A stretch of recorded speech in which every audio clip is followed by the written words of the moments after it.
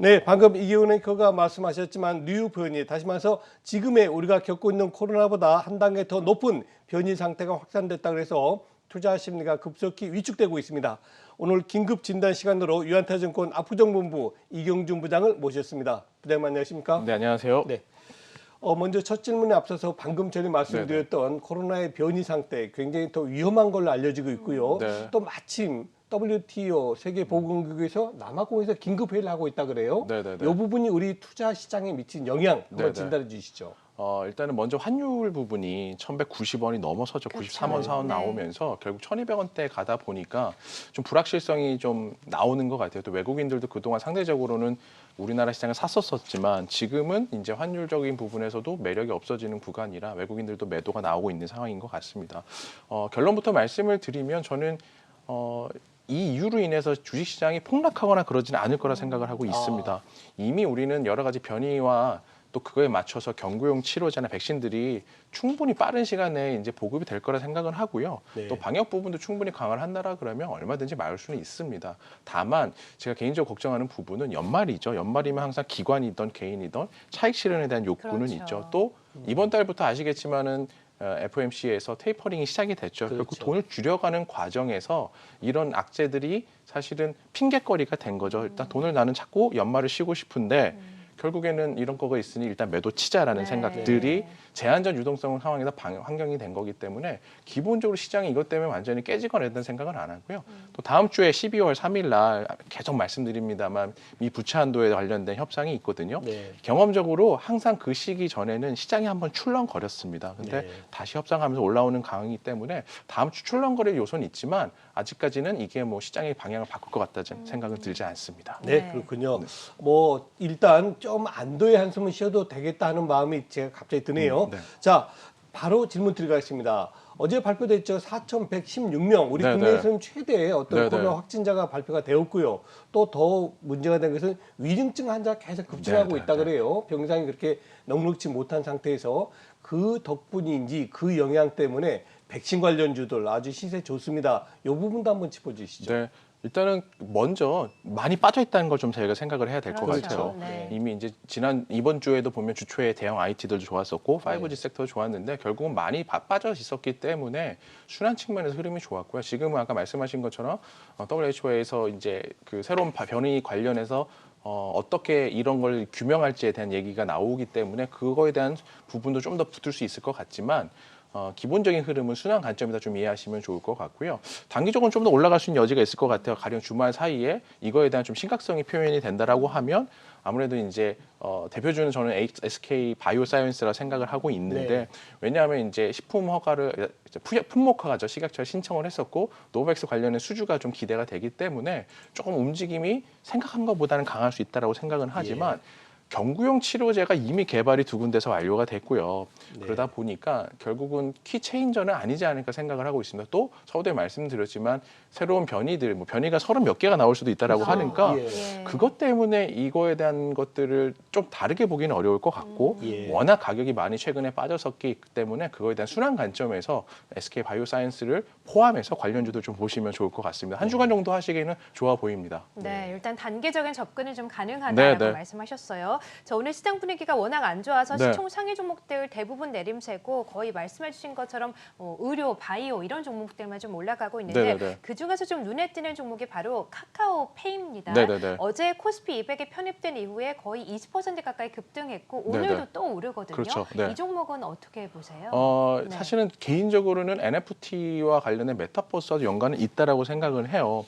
다만 이제 수급적으로 보셨을 때 항상 연말이 12월 5천만 길이 지나면 이제 지수 편입이 있죠. 그 관련해서 한 5천억 정도 자금이 들어올 수 있기 때문에 상당히 좀 유리하고요. 좀 큰 변화가 있었죠. 카카오그룹 공동 대표로 카카오페이에 있었던 유영준 대표가 이제 올라가게 됐습니다. 근데 보이스톡이라든지 카카오페이를 성공적으로 이제 안착을 시킨 분으로 알고 있는데 예전에 보면 포스코 그룹의 회장님이 포스코 케미칼 대표 출신이셨는데 하고 나서 아무래도 포스코 케미칼을 많이 키웠던 전력들이 있죠. 네. 그런 걸 좀 이제 정량적인 아니면 정성적인 부분에서 좀 보자라고 하면 카카오 그룹에 올라갔을 때 카카오페이가 쓸 수 있는 부분도 굉장히 많을 것 같아요. 최근에 다날 같은 거 보더라도 사실은 실제적으로 페이코인이라는 걸 통한 결제 때문에 많이 움직이고 그렇죠. 있잖아요. 네. 그럼 카카오페이를 가지고도 충분히 코인을 만들고 그걸 온라인 결제에 활용하겠다라고 하면 충분히 가능하지 않을까. 그러니까 그런 식의 성장성 부여도 가능하고 수급적인 부분에도 12월 이제 옵션 만기, 선물 옵션 만기 이후에 자금이 들어올 수 있기 때문에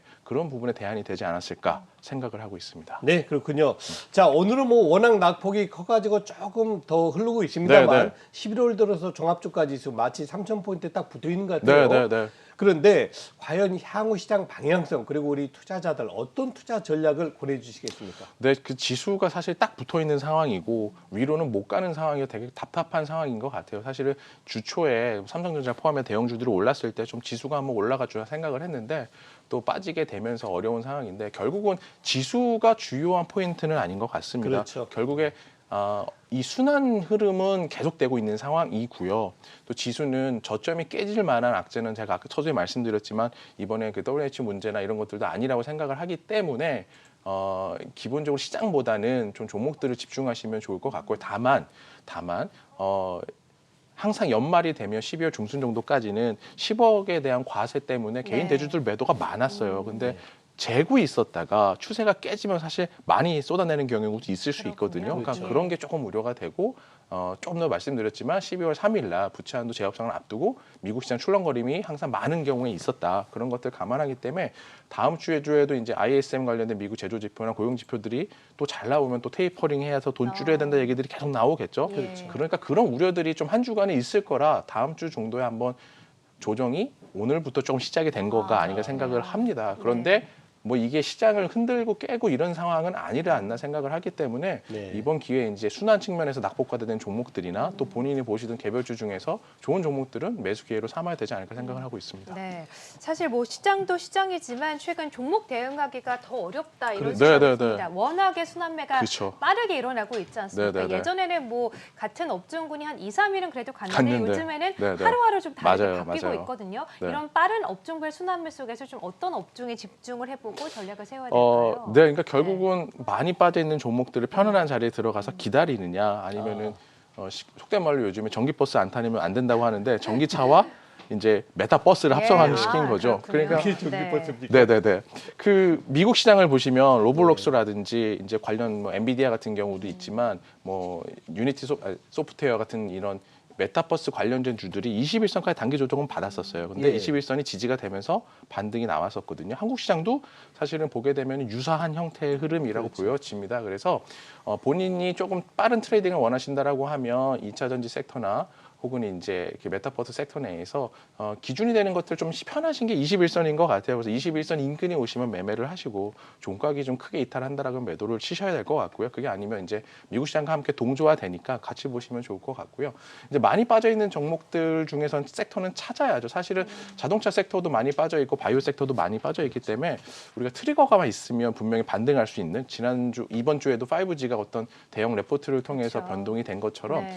그랬을 때 개인적으로 자동차 섹터 같은 경우는 미국의 전기차 관련해서 상환 보조금의 결정이 남아 있어요. 결국은 노동조합을 미국에 설립하고 공장을 지은 것들에 대해서 더 많은 보조금을 주겠다는 건데 그게 결과가 나오게 되면 미국뿐만 아니라 한국의 자동차 업체들이 설비 투자를 할 수가 있게 되거든요. 그러면 자동차 섹터도 하나의 변화가 될 수 있겠죠. 그런 트리거, 바이오는 항상 뭐 일정들이 있으니까 그런 트리거를 찾아서 바닥권에 있는 종목들은 매매하시는 거 투트랙일 것 같습니다. 메타버스나 2차 전지 같은 경우는 21선 정도, 나머지 섹터들은 바닥권에서 좀 트리거 일정을 맞두고 그 전에 장기적으로 좀 들어가시는 전략이 좋아 보입니다. 네. 사실 그동안 지난 10월 그리고 11월 달 들어서 우리 이경주 부장께서는 꾸준하게 말씀하셨죠. 주가 지수는 너무 연연하지 마십시오. 종목이 중요합니다. 그랬는데요. 과연 12월 달 다음 달에 네네. 우리가 관심을 가져야 될 종목 한 종목 말씀해 주시죠.